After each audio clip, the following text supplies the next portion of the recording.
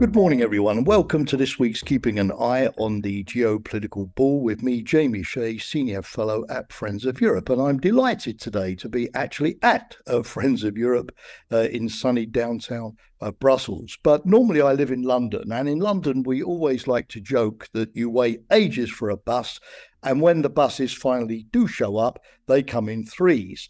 And it's been rather the same with conflicts in Europe. We had a long period of relative peace and tranquility after the end of the Cold War in 1990. But in the last 3 years, three major conflicts have come to Europe. And of course, the one in Ukraine focuses so much of our attention since Russia annexed Crimea back in 2014. In recent days, we've seen a new flare-up in the conflict between Armenia and Azerbaijan over the ethnic Armenian province of Nagorno-Karabakh. And we've seen on our TV screens the mass evacuation of over 100,000 ethnic Armenians from that enclave over the last few days. But there's also been an upsurge in violence in Kosovo, the third conflict. Kosovo once was a province of Serbia, but it declared its independence in 2008, following a NATO air campaign in 1999, which drove the Serb forces out of the province. Since that time, Kosovo has been recognized by over 100 countries in the UN General Assembly, but not by Serbia itself, which steadfastly refuses to recognize the loss of its erstwhile province. In fact, Serbia often behaves towards Kosovo rather like a disgruntled divorced husband who has had to recognize the divorce with his wife, but somehow can't quite accept it and continues to do everything he can to intimidate his former wife, try to undermine her or stop her embarking on a new existence. It's not just a question of recognition. Serbia has actively colluded with Russia to block Kosovo from joining international organizations like Europol or UNESCO. It's conducted a de-recognition campaign in the UN to persuade countries to withdraw their recognition of Kosovo. But most importantly of all, it's encouraged the ethnic Serb community in the north of Kosovo, which remained after the 1999 conflict, to defy the authority of Pristina, the Kosovo capital, to refuse to cooperate with the Kosovo authorities in either the police or the public administration. And Serbia has set up parallel security structures, which constantly undermine the authority of the central government. And this situation in the north has led to a series of protests, demonstrations, and riots that have been ongoing since 1999. But over the last year, this unrest has got progressively worse. There were riots over Pristina's attempts to introduce Kosovar number plates to replace Serb number plates in the north. Then in May, there were local elections, which the Serbs largely boycotted, and the hapless attempt by Pristina to install Kosovar mayors in 4 of the municipalities in the north.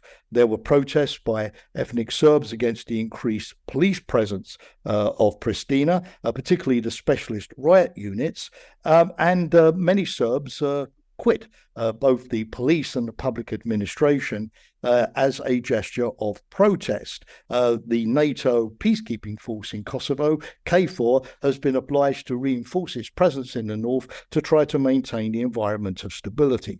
But just 1 week ago, we experienced something which was on an altogether different level and a serious escalation vis-a-vis the kind of riots and protests that we've experienced in the past. 30 very heavily armed paramilitary gunmen entered the north, opened fire on a bridge. They then occupied a monastery, taking pilgrims hostage for several hours, and had a gun shooting fight out with the Kosovar police. 3 of the gunmen were killed, and also 1 Kosovo policeman.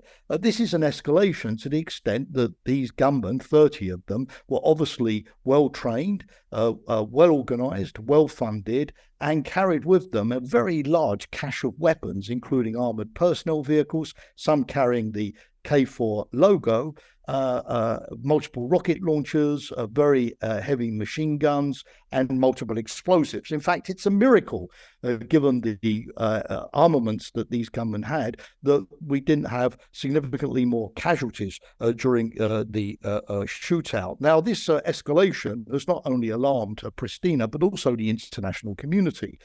There is an urgent need to de-escalate. For example, the American Secretary of State, Tony Blinken, phoned President Vučić of Serbia over the weekend to ask him to investigate this incident, to see to what extent these gunmen came from Serbia itself, what were the financing structures, what were the training structures, what were the armament structures that allowed them to operate. Are there more of these Wagner-type mercenaries out to make trouble being trained, and where? There is an urgent need to get to the bottom of this and to shut those structures down before there are more incidents of this kind taking place in Kosovo. Equally, the United States and the European Union have called upon Serbia to withdraw the build-up of its forces on the border with Kosovo, something that Serbia doesn't call an international border, but an administrative frontier. They serve absolutely no purpose except to raise the level of attention and to intimidate the Kosovars. But we cannot keep stumbling along from one crisis in Kosovo to the next. Usefully, over the weekend, the Secretary General of NATO, Jens Stoltenberg, announced that KFOR will be reinforced. 700 Turkish troops already went to beef up KFOR back in June. Now, over the weekend, 200 members of the Princess of Wales Royal Regiment from the United Kingdom will be leaving also to give KFOR more muscle to deal with the insecurity. But simply beating up KFOR is not the answer. What do we need? Well, first of all, we need a real security plan worked out between NATO, the EU ULEX police in Kosovo, and the Kosovo security forces to guarantee security in the north, to do a much better job of patrolling the border with Serbia, and to the infiltration of these militias, these gunmen, with all of their weapons. Better intelligence sharing, better anticipation when these kind of provocative incidents are being planned and carried out. We need to nip them in the bud much earlier before the shooting starts. Secondly, we need much greater pressure on Belgrade to shut down these parallel structures in the north and in Serbia itself, which make it easy to finance and organize these type of operations. Thirdly, we need also to make sure that Belgrade participates fully in what has to be a thorough international investigation into this incident 1 week ago, to find out exactly who the ringleaders were and how 30 well-armed paramilitaries were able to get into Kosovo undetected. The Serbs have said that they are willing to investigate. That's good, but it can't be their own separate investigation. They have to participate fully in the international investigation and share what they find with the EU and with NATO. And indeed, I would recommend that EU negotiations with Belgrade should be frozen until such time as we have much more cooperation of Belgrade with security in Kosovo, and also that President Vučić and other members of the Serb government desist from the inflammatory rhetoric, like calling Kosovo a terrorist state or calling these 30 gunmen martyrs for the Serb cause, which don't help the situation at all. On the other hand, one of the tragic consequences of the violence in the north is that this is being used by both sides, Kosovars and Serbs, to back off from a plan that was agreed between Prime Minister Kurti of Kosovo and President Vučić of Serbia in North Macedonia back in the spring, a 10-point plan to diffuse tensions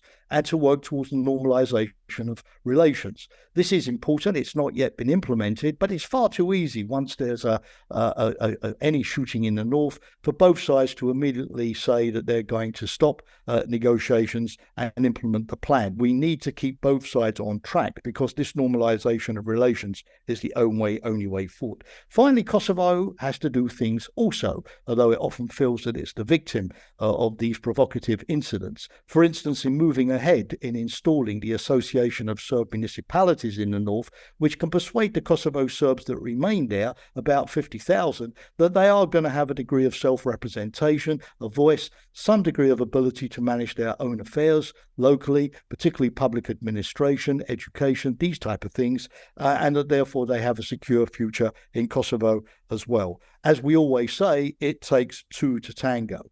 Ukraine may be an intractable problem with no easy end in sight.